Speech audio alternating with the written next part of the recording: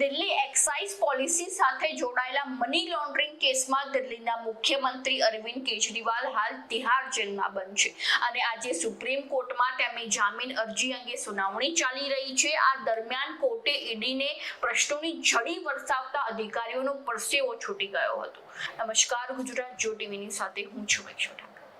Supreme કોર્ટે Delhi liquor policy તપાસ કેસમાં ઈડી દ્વારા લેવામાં આવેલા પગલાંના સમયમાં સવાલો ઉઠાવતા જણાવ્યું હતું કે આ કૌભાંડને પ્રકાશિત કરવામાં આટલો બધો સમય કેમ લાગ્યો, તેમજ અરવિંદ કેજરીવાલની ધરપકડમાં પીએમએલએ કલમ 19નું ઉલ્લંઘન થયું છે કે કેમ।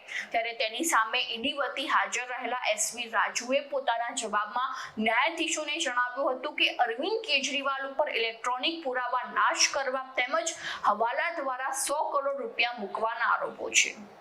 ઈડીએ સુપ્રીમ કોર્ટને જણાવ્યું હતું કે તપાસની શરૂઆતમાં અરવિંદ કેજરીવાલ કેન્દ્રમાં ન હતા, પરંતુ તપાસ દરમિયાન અરવિંદ કેજરીવાલનું નામ આવ્યું હતું અને અરવિંદ કેજરીવાલને નિશાન બનાવવા માટે અમે સાક્ષીઓની પૂછપરછ કરી એ કહેવું ક્યાંક અયોગ્ય છે। તેથી કલમ 164 હેઠળ સાક્ષીઓએ મેજિસ્ટ્રેટ સમક્ષ આપેલા નિવેદનો તમે જોઈ શકો છો। ત્યારે ઈડીની દલીલો પર સુપ્રીમ કોર્ટે જણાવ્યું હતું કે તમે જે પણ રેકોર્ડિંગ્સ કર્યા છે અથવા તો કેસ ડાયરી બનાવી છે તે અમને સોંપી દો અને અમે તેની તપાસ શરૂ કરીશું।